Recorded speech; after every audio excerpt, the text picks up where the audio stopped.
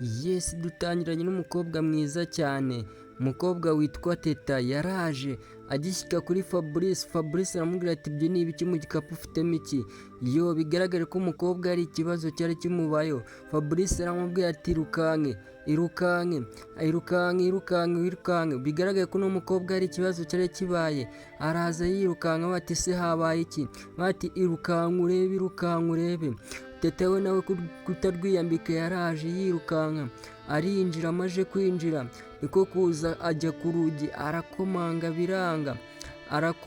biranga. Bigaragare ko hari ikintu cyari cyabaye. Teta yarinjiye gushyika mu nzu n'ubwoba bwinshi.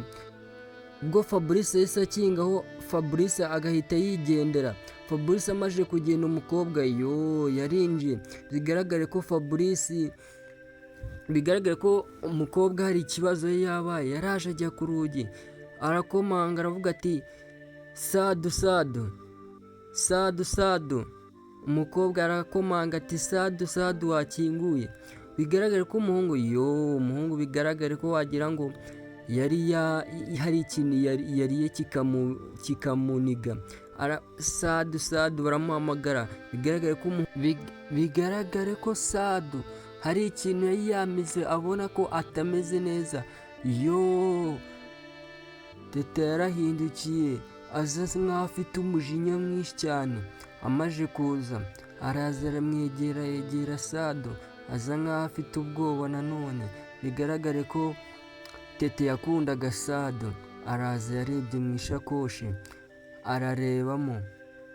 Amaze kurebwa Sadu agikanguka ababonye Teta abona afite fone. Ariko Sadu bigaragara ko hari ikintu cyari kiri kumuniga. Aratatabaza. Ariko ako kanya bigaragara ko Sadu wagira ngo yari yamuciye inyuma. Nuko Teta aramubaza ati uyu mukobwa ninde? Uyu mukobwa wahamagaye ninde? Ati uyu mukobwa. Sadu aravuga ati uwo muntu urimo kumbwira simuzi, reka ndebe. Ariko bigaragara ko Teta ameze nk'aho hari umuntu wari wahamagaye Sadu. Bigaragara ko iyi fone atari iya Teta ahubwo ari iya Sadu. Ariko Sadu aravuga ati ndumva ibyo birimo kumbaza nabizi, meze nabi genda. Nuko Teta aramureba, arangije Teta arigendera. Amaje kwigendera ariko Sadu yahise akomeza ko hari ikintu kimuniga. Ariko Teta muri ako kanya bitewe n'uko Sadu yamuciye inyuma, bigaragare ko Sadu nta mpuhwe bari bamufitiye. Ako kanya Teta yarigendeye bitewe n'uko Sadu yamuciye inyuma. Nuko aragenda. Ariko Teta yashyitse mu nzira ariyumvira avuga ati ibi bintu nkoze ndumva atari byo. Sadu nawe ariko nanone mu kuryama hanze Sadu nanone no kuryama hasi ikintu cyamunize cyane, yumva adatekanye cyane. Ariko Teta disi nta mpuhwe yamugiriye. Teta yageze imbere arahagarara ariyumvira. Ariko Sadu bigaragare ko yacitse intege. Sadu yaje amwegera. Amaje kumwegera araza ahita amuturuka inyuma aramuhobera. Teta yagize ubwoba, arebye asanga ni Sadu. Nuko Sadu ahita avuga ati Teta mbabara, sinabikoze rwose, ntabwo nabikoze ngambiriye kukubabaza. Teta ati ibyo se kubikora ninde wari wagutumye? Ubundi wabikoraga ntabikubwiye. Teta yamufashe ku munwa bitewe n'amagambo menshi ari kumubwira arimo kumubabaza. Nuko amufata ku munwa amwegeka kunuza ku rugi aramubwira ati wamushenze n'undi munsi ntuzongere kumbwira ubugoryi bwawe. Ariko bigaragare ko Teta disi akunda uno muhungu. Nuko Sadu ariko bigaragare ko hari ikintu nyamara cyamugaga mu muhogo. Nuko aramubwira, Teta aravuga ati ndumva nashaka kukureba, ndumva uneye isoni kukubona weho mu maso yanjye. Ariko Teta nakomeje kumufata ku munwa ati nta nubwo nshaka kumva uvuga. ariko teta nawe akumva afite impuhwe disi. Sadi yakomeje gutakarataka aravuga ati mbabara rwose ntago nzongera teta. Teta aravuga ati ndakwiyamye n'undi munsi utazamenyera umenye ko navukana nawe. Ariko teta nyine mu gihe yari afashe Sadu yahise acika intege amaze gucika intege teta agira ubwoba bwinshi cyane. Amaze kugira ubwoba bwinshi cyane yahise amureba yumva impuhwe ziramwishe, ahita areba ku ruhande avuga ati se Sadu noneho ni ibiki mukoze? Aravuga ati se noneho habaye iki? Ese arapfuye? Ese koko ubu mukoze ibiki? Yaramwegeye, amaze kumwegera avuga ati se noneho Sadu ndamwishe. Aramuhamagara ati Sadu ubaye iki? Ariko hagati y'aho ngaho Sadu nawe yamurebaga igikezikezi, abona nyine nk'umuntu wanyweye horo. Nuko Sadu bigaragare ko yacitse intege nyinshi cyane. Teta yaramurekuye, amaze kumurekura niko Sadu guhumiriza aramureba. Amaze kumureba aravuga ati teta ibi ntago nabigukoze, ntago nari ngambiriye kukubabaza. Teta impuhwe zaramwishe, impuhwe zirangije kumwica aramurama ati nsezeranya kutazongera kumbabaza disi. Ati nsezeranya. Teta aravuga ati nsezeranya kutazongera kumbabaza disi. Sadu aramubwiye ati ngenda kurahiye mu biganza, ntabwo nzongera kukubabaza kuko niwo mukobwa mwunda, niwo mukobwa mwiza nabonye kuri iyi si ya rurema. Teta aravuga ati rero ugomba kunsezeranya yuko ngiye mukobwa ukunda wenyine nzongera kugufata unendeka n'abandi bakobwa, umenye ko ibyo tutazongera kubyumva kimwe. Sadu ati rero urabizi ni wowe nkunda wenyine kandi ni wowe mukobwa nabonye numva ndishimye, ubwo urumva rero ndumva nkukunda cyane. Teta yaramurebye, amaze kumureba yumva impuhwe ziramwishe. Sadu aramubwira ati ngenda gusezeranya ko nazongera kukubabaza na rimwe, ndagusezeranya ko nazongera kuguca inyuma, ndagusezeranya ko uri uwanjye kugeza nkushatse, ndagusezeranya. Bigaragare ko teta bari bagiye kumufata ku ngufu disi. Burya Sadu ntago twamwizera, ni umuhehesi.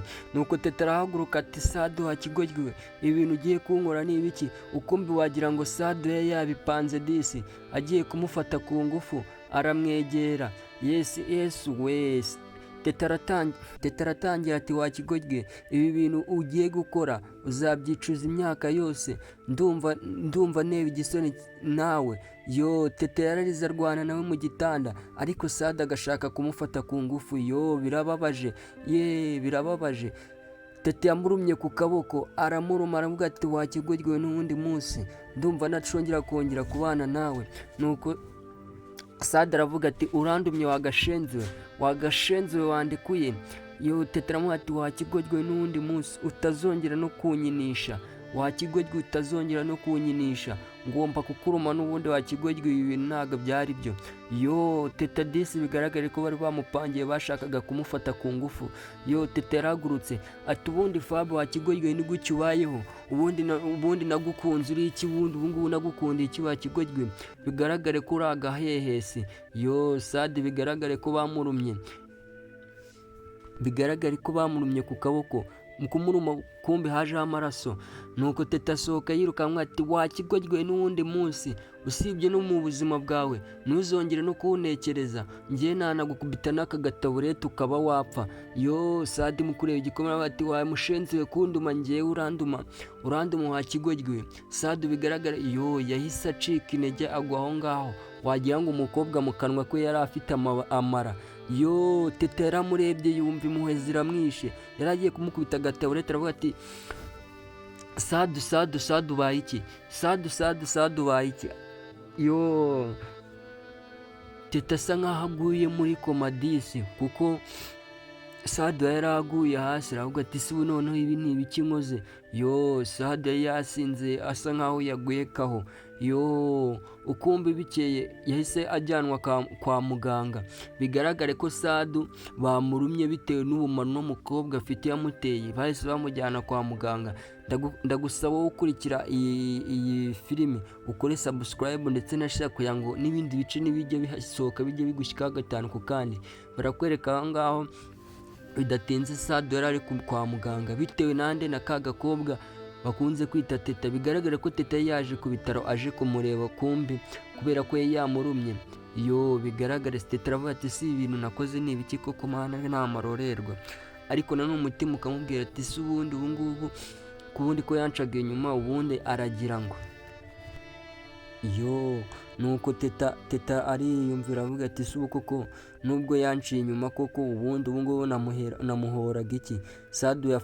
Teta yafashe fone, amaze gufata fone bigaragare ko Sado yamucaga inyuma. Arareba umuntu wamucaga inyuma ati koko ubu Solange ubu ngubu niwe watumye ibi byose biba ati Solange niwe watumye ibi byose biba.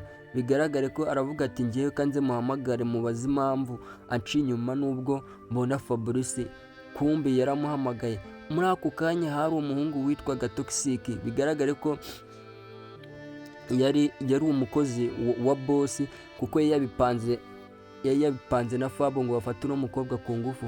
Bigaragare ko uno muhungu yakundaga uno mukobwa bikabije cyane. Teta yarahamagaye banga kumwitaba.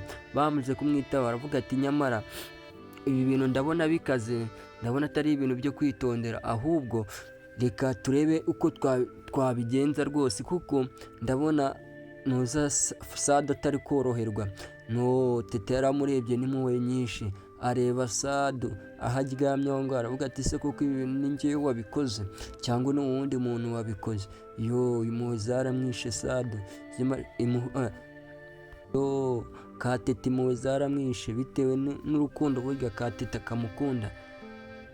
Hagati aho ngaho hari umukozi wa Sado yarabirebaga byose kuko umupangu wari warapanzwe n'abo bombi. Bigaragare ko abo bose bari babizi, ariko Teta nawe bigaragare ko yakundaga uno muhungu Sado kuko yahoraga amukunda, kuko yaje no kumureba mu rugo hari ikintu wagira ngo kimuzanye.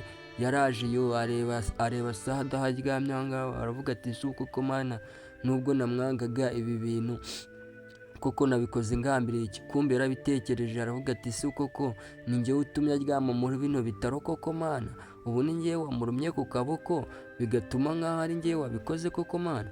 Ese kumuruma kure nibyo byaba byamuteye kuba yaza akarwara cyangwa ni ibindi bintu byaba biri murimo? Ibyo ngibyo nibyo Teta arimo kwibaza. Ese koko Teta ni waramurumye bigatuma aza mu bitaro?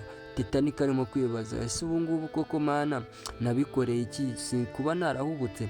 Ariko Teta nyine akomeza abyibaza cyane. Nuko muri ako kanya bigaragare ko Sado yarigeze gutonganaho na Teta aramubwira ati urabizi Teta ngenda gukunda ariko sinzi impamvu uhora ushidikanyaho. Njye kuba nkukunda ndagukunda cyane, ntago nta wundi mukobwa nabona nakugereranya nawe. Akenshi na kenshi urabona ko ubaruta, ariko wewe utekereza byinshi cyane. Ujye unyizera kuko ndagukunda cyane, mukunda nk'inyimwe kandi ndumva nshaka kuzakugira umugore kugira ngo tuzabane. Rero sinzi impamvu uba urimo kunyirukankaho kandi unyekanyeka kandi ari wo mukobwa nkunda cyane.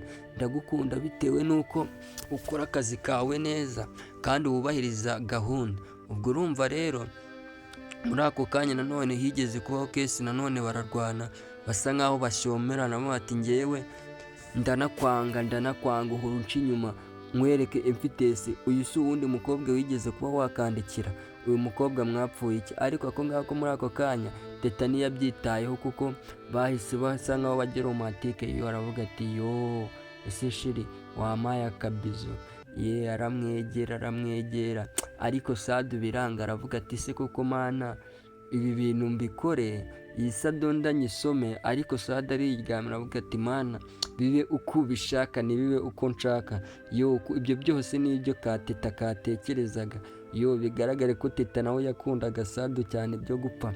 Nuko Sado aho yari aryamye aho ngaho mu bitaro ategereje ko azanzamuka, ariko muri ako kanya turavuga yuko Teta nawe yari arimo kwicuza ku byo yakoze byose, kuko Teta we yabikoze azi nk'aho ari uguhana umusheri we. Ariko nanone muri ako kanya Sado yagaruye agatege aho yari aryamye, bigaragare ko Sado yari atangiye kuzanzamuka kubera abaganga bari bamwitayeho. Ese koko Teta yashwanye na Sado cyangwa ntabwo bigeze bashwana? Ndagusezeranya ngo ukore subscribe kugira ngo tuzakugezeho ikindi gice, kandi ndabakunda.